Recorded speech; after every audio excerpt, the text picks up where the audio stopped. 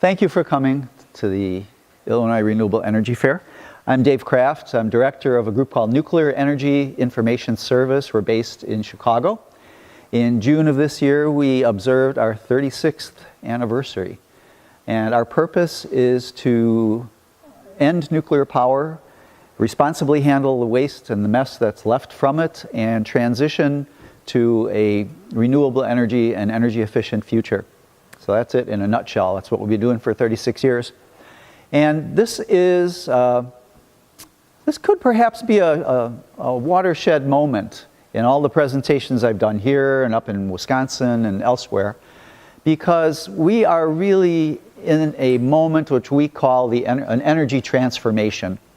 It's not just a transition anymore. Energy it's changing in such a dynamic, radical way, in ways that people were poo-pooing for decades. We've gone through the skeptical phase. It's here, we're working on it, it's happening. It's just a question of how much, by what time. That's the only thing left to really discuss. Now the problem with ending nuclear power, at least in its operation, is that you suddenly have in the United States 116 5 to 7 to 9-story buildings, 75,000 plus tons of high-level radioactive waste, lots of contaminated areas, uranium mine, mill tailings. In other words, we have the mess. How many of you are from Illinois? I'm just kind of curious here. Anybody from Chicago area? Okay, well, I grew up in Chicago when they were building the John Hancock Center. And that was back in the 60s. So I saw it go up, you know. I didn't realize it at the time, but while folks were building the Hancock Center, then Commonwealth Edison was building all of its nuclear plants around Illinois. It was many decades later when I had this kind of epiphany moment of, what if they had built the John Hancock building without bathrooms, knowing they were going to have to tear it down in 40 years? What would it look like? Would it have been built? And as silly as that sounds, that's exactly what we did with the nuclear power industry. We created an industry and exempted it from any consideration of the waste that had to be dealt with, the fact that these buildings have a finite lifespan and have to be torn apart, carted off, buried somewhere, and that you have to keep high-level radioactive waste out of the environment for 100,000 years or so. That didn't happen. So now our nose is up against the fan blade, because we are ending the nuclear age and moving into what we call the age of decommissioning. And thinking it all over again, I was reminded of this old Einstein quote that in theory and practice are the same thing, but in practice, they're not. That really describes the situation with nuclear power.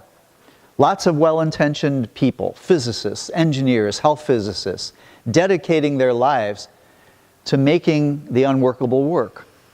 Because when you get down where the rubber hits the road, construction, waste management, accidents, leaks, emissions, things they didn't count on, it all starts to unravel. And then you end up with a whole system of Rube Goldberg machines, which is essentially what the nuclear power industry is today. So, as far as I'm concerned, it's the end of the nuclear age as we know it, and I feel fine, except that we're a little bit bankrupt, and we'll get into why that is. Right now, we have 99 nuke plants in the United States. Worldwide, there's about 440 plus or minus. But at the same time, there are only 60 under construction, but by the year 2025, at least 89 will have to be closed and enter the phase of decommissioning. So nuclear, just from the standpoint of this, is on a downward spiral. What you don't see up here are things like Richard Nixon's famous quote that by the year 2000, he wanted 1,000 reactors up and down the coast of California. Not the Pacific coast. California, we were going to have 1,000 reactors there. What you don't see up here is that for those people who think you can use nuclear power to fight climate change, climate disruption, you need a minimum of 2,000 reactors by the year 2030, and that would only account for about 1/4 of the carbon effects in the atmosphere. You still have 75% that you have to deal with some other way. Extraordinarily expensive. The numbers are astronomical. These numbers are declining. It's not going to happen. It's just not going to happen. I put this up here for two reasons. One is it's very instructive if you can read it. And the second is if you can't read it, this is what you should not do in a PowerPoint presentation. You know, if you can't see what's there. But the important feature of this graph is just the curve and this cutoff line here. Because these are the reactors in the United States right now. These are the reactors that future projections indicate may remain profitable. These are the reactors that either are currently unprofitable or are expected to become unprofitable within the next decade. And I would point out that the LaSalle station is right here, just down the road. Dresden station's over here. And Byron, where are you? I know you're in here somewhere. Well, here's Quad Cities. We already know about that one from last year. But Byron is down here too somewhere, if I could just find it. Oh, took longer than I thought. Sorry. Point Beach, Browns Ferry, LaSalle, well, Dresden. Nope. Sorry, can't find it on this list for some reason. I don't know why. I'm just in a hurry, I guess. Let's see. It's pretty high. Oh, here it is. So, those two towers out there are losing money. Every day they're belching steam. And they're going to continue to lose money, apparently, according to financial analytics. So, nuclear is fading fast. Extremely expensive, economic failure. The only way many reactors are staying in business is by getting bailed out by state governments, and I will point out later in the presentation, by federal government. They hitched their wagons to this next generation of reactors, which did not work out in South Carolina, and the small modular reactors, which also are not working out very well because the designs aren't working out the way they intended. And last but not least, we still haven't done anything to solve the high-level radioactive waste problem. It does work. Good. Okay. Just in the last few years, we've lost 4,800 megawatts of power, and we're expected to lose another 3,500 by the year 2025. And as many of you know, renewables without subsidies are now beating the pants, certainly off of new nuclear, but apparently even old nuclear. This is not an industry you want to put your investment portfolio into. This just happened a week ago. Everyone was heralding 10 years ago the nuclear age, the nuclear renaissance. We're back. We're going to build all kinds of reactors, you know, by the next decade or whatever. Well, the United States only got 4 going, 2 in Georgia, 2 in South Carolina. And last week, the utilities involved with the ones in South Carolina pulled the plug on the project. Whoops, wrong one. It was supposed to cost, well, that's the wrong one again. There we go. Supposed to cost $11 billion. Current estimate to finish the plant would be $18 billion. They're 5 years behind schedule. They asked the federal government for $3 billion in a direct grant from the Department of Energy, and of course were rejected. The Department of Energy said, well, we'll loan you $1 billion, and they said, no, can't do it, ain't gonna work. So, on July 31st, the utilities building these 2 nuclear renaissance reactors pulled the plug on the project. So the only ones left are in Georgia. This is the Vogtle 3 and 4 plant. This one actually got a head start on the one in South Carolina. And it started out being $14 billion. The current estimate for finishing now is $25 billion for 2 reactors. $12.5 billion apiece. Currently it's only 32% completed, and it's many, many years behind schedule. It was supposed to actually start producing electricity last year. And they say it won't be ready till at least 2023. The unfortunate thing is that the ratepayers of Georgia are on the hook to pay for this thing, whether it gets completed or not. And if it doesn't get completed, they don't get the money back. What a deal. Somebody came to the table earlier asking, well, why would anybody want to invest in nuclear power? When you scam the system that badly, where you're on the hook for all the costs and you don't get the product back, hey, why not? So Georgia Power is definitely scamming the ratepayers of Georgia.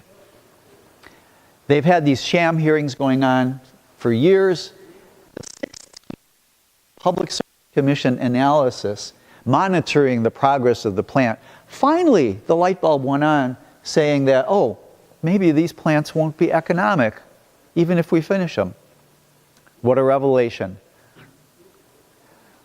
What else happened in the last few months? Well, since the end of last year, beginning of this year, Westinghouse, one of the two U.S. reactor manufacturing entities, the other being General Electric, Westinghouse had been bought by Toshiba, and Westinghouse was putting the reactors in at Vogtle and at South Carolina.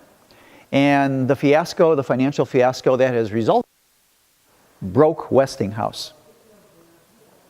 Toshiba had to step in as the parent company. They wrote off $6 billion, and they closed down Westinghouse as a nuclear power manufacturer and builder. So one of the largest corporate giants on the planet has been thrown under the bus because of nuclear power. That's Toshiba Corporation.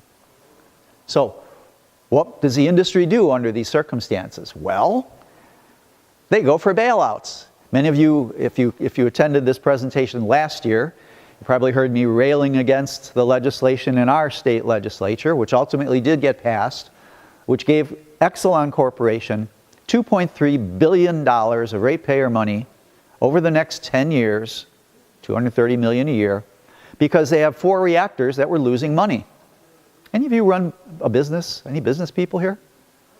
Oh, okay, I was just curious. Because I was going to ask you, if when you lose money in your business, do you get to go to the legislature and say, you know, help me out, pony up? Well, Exelon does, and they can apparently. Now, they had to trade off a lot of things they didn't want. They gave away a lot of renewable energy promises, a lot of energy efficiency stuff, and that had been blocked by their lobbyists for 4 to 5 years. So that at least got out of the way, and we can move on now, putting renewables up in the state. But, you know, the damage was already done in New York and in Illinois. Both of those state legislatures caved, bailed out the respective reactor companies. Exelon saw a good thing, so they bought into reactors in New York. So they're scamming both states at this point. Right now there's a big debate in Ohio and Pennsylvania as to whether they're going to replicate that situation. Will those legislatures bail out the reactors there? And the one in Pennsylvania happens to be an Exelon reactor at 3 Mile Island. Somehow Massachusetts and Connecticut saw things differently, and they decided not to bail out the nuclear industry there. That doesn't stop our boys. They go to the federal government and try and get ways of getting out of the legislation there. So one of the things that came up at the end of last session was an extension of what's called the Nuclear Production Tax Credit. Now, you will often hear pro-nuclear people talk about all the subsidies that renewable energy gets. I never hear them talking about the Nuclear Production Tax Credit and the other 30-plus subsidies and cost advantages that nuclear power get that renewables don't. You don't hear about that. But, you know, speed has no shame, so they went to the feds, and now this bill is in the Senate, which not only would extend the nuclear tax credit, there were conditions put on that extension because it was aimed at fostering new nuclear power plant building, like in Georgia and South Carolina. So the original legislation had a cutoff date saying, well, we'll give you this money at a certain rate if you're up and running before 2021, and then after that, you know, the subsidy goes away. Well, as you saw in the previous slide, South Carolina pulled the plug completely, and Georgia's not going to be ready till 2025. So they're looking to just get rid of the eligibility deadline and make it open-ended forever in this legislation. The other thing that they're trying to do is, in the cases where they partnered with a non-taxable entity like a municipality, they want the law to say the non-taxable entity will get the credits, and then they can give them to the for-profit group. Brilliant. Brilliant. So let's move on to reality. I told you the nuclear age is over because you saw what the nuclear age is. Where are we heading? What do we have to do? This is a map of the current situation of reactors, and as you see, we got, as usual, 11 operating here, 3 are closed down. This list is a list of all of the reactors that are already closed or have announced closure and will have to be undergoing decommissioning, which is the literal tear down of those power plants to the ground, scrub the site of radioactivity, and be able to release that site for what's called unrestricted public use. That means hospitals, playgrounds, libraries, residential building. That has to be the cleanup standard when you tear down a nuclear plant. We've got about 18 or 19 different reactors and non-reactor sites in the United States already closed that have to undergo decommissioning. And in Illinois, the Zion units up at the northeast portion of the state on Lake Michigan are in the process of tear down now. They're almost complete. They should be done in the next year or two. When you tear down a reactor, you got 3 choices. You can take it down as soon as possible. That's called dismantlement or decon. You can say, well, we don't have the money now, or maybe it's too radioactive, or we should let it cool down a bit. So you let it sit for a while and you guard it. It's not producing power, it just sits there. And that's called safe store. The third option, entombment, is not really practical in the United States, and the only places it's being done right now are Chernobyl, and they're even talking about doing it at Fukushima in Japan, because they don't know what the heck to do with that site. It is so intensely radioactive. For them, the only thing that seems to make sense is, you ever have a bad day where you just think, oh, I'm just going to pull the blanket over my head and ride this one out and wake up tomorrow? That's what they're doing at Fukushima. You know, that's entombment, and we're not doing it here. But unfortunately, leaving all the waste behind, because every time you shut down a reactor, you still have all of the high-level radioactive waste ever generated at that reactor on site. And unfortunately, with no place to go, because we do not have the disposal facility that we were supposed to have in operation back in 1997. Talk about missing deadlines. We're only, what, 20 years late, you know. What can you do? So we now have 75,000 tons of the most toxic substances produced by humanity, sitting either in glorified swimming pools like this, or in other air-cooled things called dry casks, scattered around the country at all the reactor sites, just waiting for a permanent disposal facility, which we don't have. Now, one thing about that, though, which is, I'll be coming back to this later on in the slideshow, is that all this time, whether the reactor is operating, whether the reactor isn't operating, the federal regulators at the Nuclear Regulatory Commission say it's safe. The waste is safe being stored at nuclear reactors. Don't worry. You have nothing to worry about. It can stay on site for up to 100 years. Now, they said this in rulemaking 3 years ago, before federal judges. So I want you to keep that in mind, because there are some people who say, we have a crisis, we got to move the waste as soon as possible because it's dangerous where it's at. Well, it's not, apparently. The NRC says so. So somebody is conning somebody else. This is a schematic I have at the table across the way there, which kind of shows the basic gross steps involved in the age of decommissioning. You have the reactor closing down. You have spent fuel left on site. From there, you have to decide how you're going to store that stuff. And we all know that once you start separating the plutonium out, you have taken it out of its highly radioactive, poisonous, and literally handed it in barrels to whoever wants to use it or whoever wants to steal it. And right now we've got about 190 tons of plutonium sitting on both sides of the English Channel, which is the result of their reprocessing. This is a very serious proliferation issue. So we don't want to engage in spent fuel reprocessing in this country. In fact, for a time it was prohibited, but it's back on the table again. The industry also wants to build new reactors and small modular reactors. The designs they have not been approved or have been demonstrated to not work. Or, in the case of the small modular reactors, the majority of the companies who were pursuing them have pulled out of projects. They're not going to go ahead.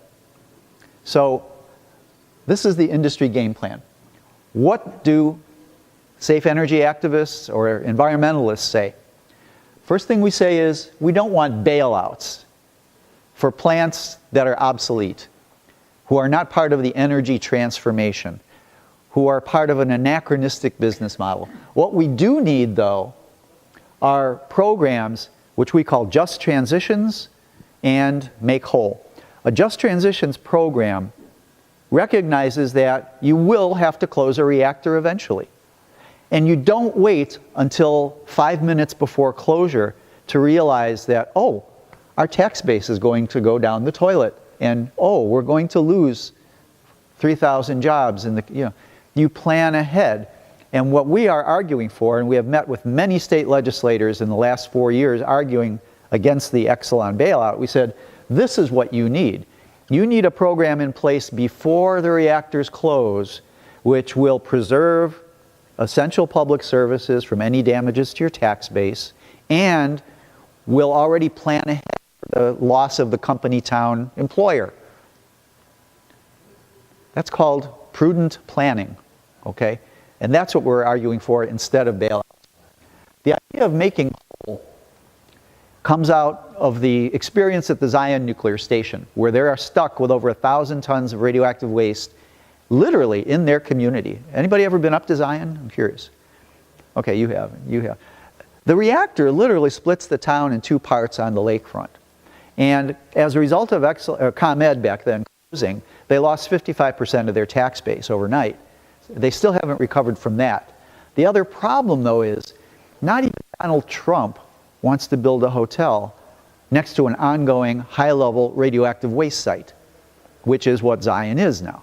They are stuck with 1,000 tons of radioactive waste with no place to go. So the mayor of Zion is starting to organize other mayors around the country to say, hey, we didn't sign on to become a de facto waste dump.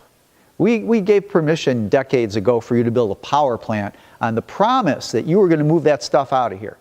So you're screwing our economy over.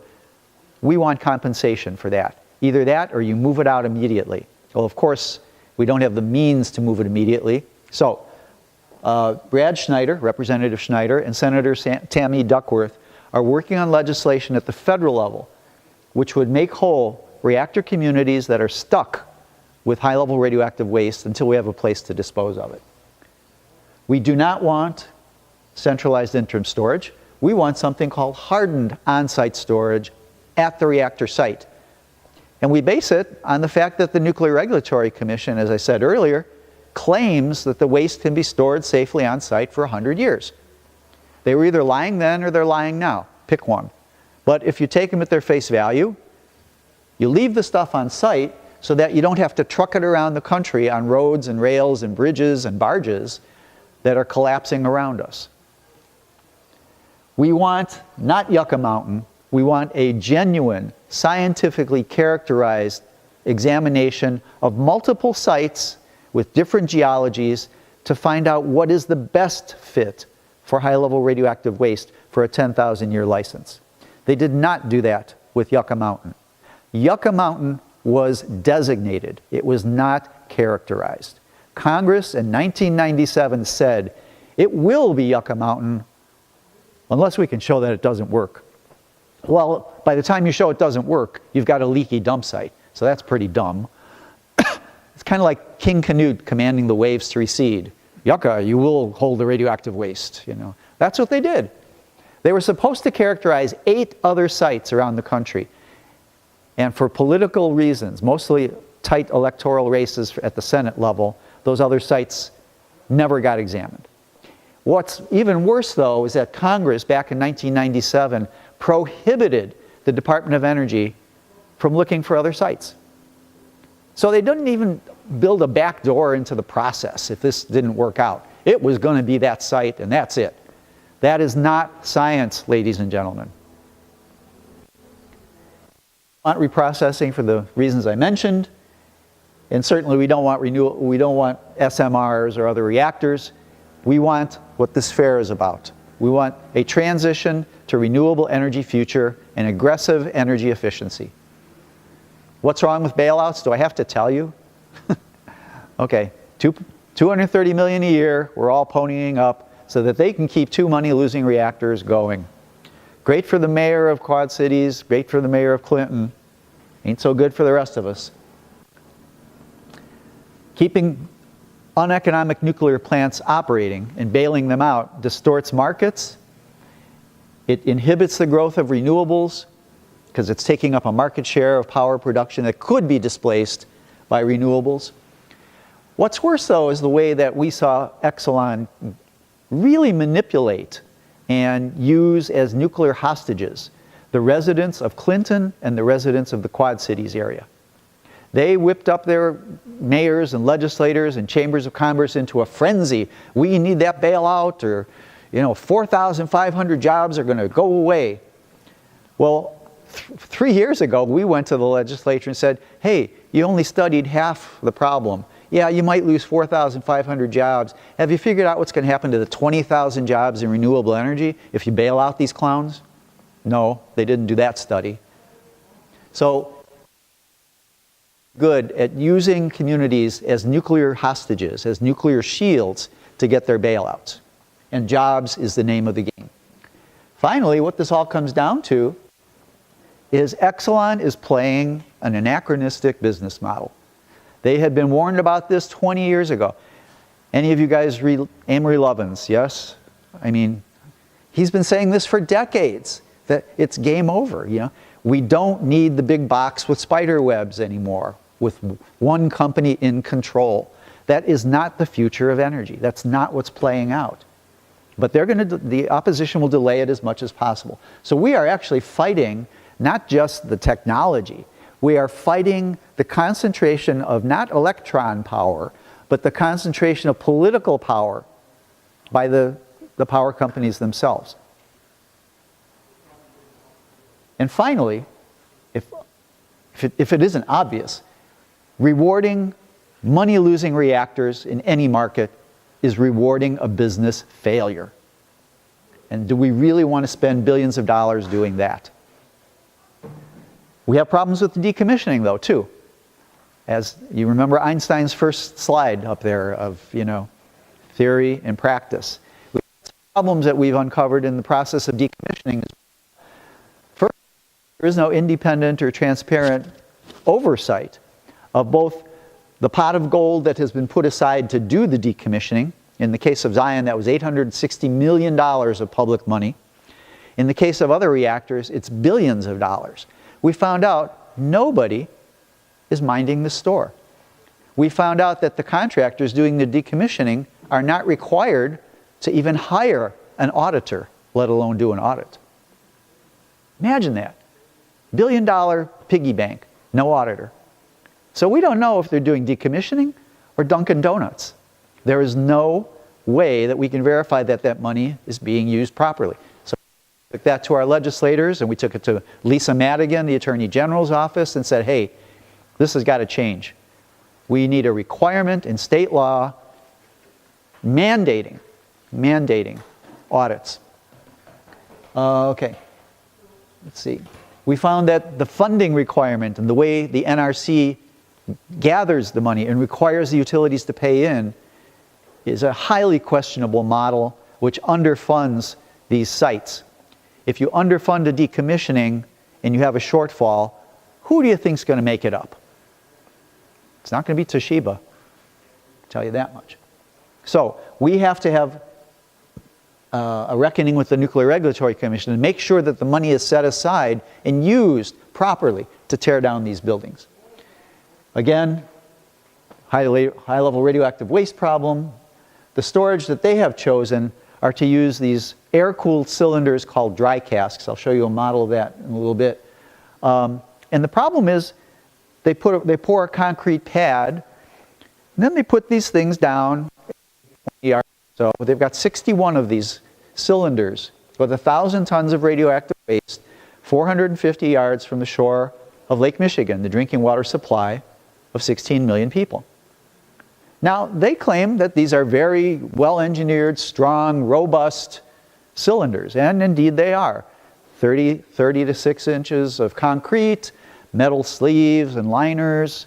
But the fact that they're packed and configured in that way is problematic. If you do have an accident of some kind, it's not going to be just one place that's affected. It's going to spread out and affect others. The other thing we've pointed out repeatedly to federal regulators here is it just so happens that the Zion nuclear power station is passed over about 3,000 times a day by fully loaded jets coming out of O'Hare Field. I'll let you connect the dot on that one. So, we think that the waste has to be stored in a different configuration, which I'll get to in a minute, and that no proper emergency response exists. Centralized storage, that's the process of shipping the stuff to a central location in Texas or New Mexico. We don't need it. If it's safe for 100 years, let it sit there until you only have to move it once. Because if you move it to Texas, you're going to have to move it a second time later on. That's the first problem. You double the expense, you consolidate the mess, you contaminate another site, and what's more, the folks out there don't want it. It's another environmental justice issue because it's poor communities that are getting dumped on once again to handle our radioactive wastes. All right, got to move fast, I know, because we're running out of time. This is a map of the proposed shipping routes to the West Texas, Southeast New Mexico area. And as you can see, Illinois is quite the corridor for shipping here. So that's a concern we have.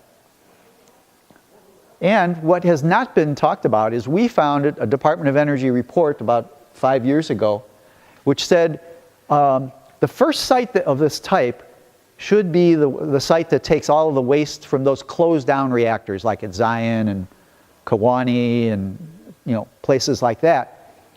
When they did computer runs as to what was the optimal location for that first site, Illinois came out overwhelmingly to be the site where the waste should go first.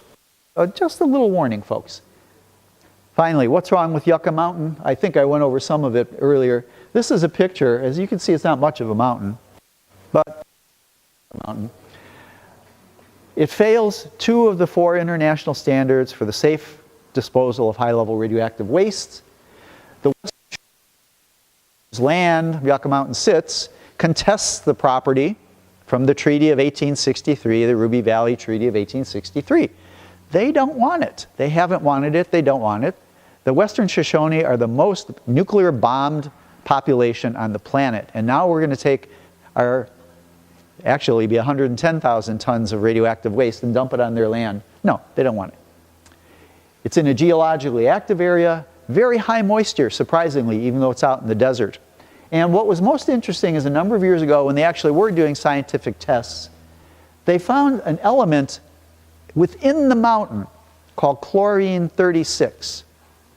There are 2 sources of chlorine-36 production. Excuse me. One is cosmic rays, so you have to be out in deep space to get zapped. The other is nuclear weapons testing in the mountain, so, which suggests that perhaps the Neanderthals were much more advanced than we realized. And many thousands of years ago, detonated devices there, and the chlorine-36 ended up in the mountain. How else do you explain it? You explain it by the fact that the mountain is a sieve. There are pathways in and out, and that is not where you want to put radioactive waste. But Representative Shimkus of Illinois wants to, so does Adam Kinzinger. Peter Roskam got on board. They're all championing a piece of legislation to do this. Now, you can ignore everything I've said, right? The no nukes kooks come once again to the Illinois Renewable Energy Fair.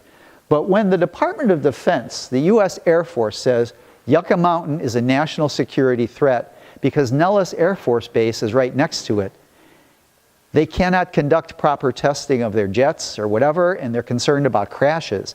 When the Air Force says Yucca Mountain is a national security risk, somebody better listen. And again, the shipping routes. You know, we don't have the Starship Enterprise, folks.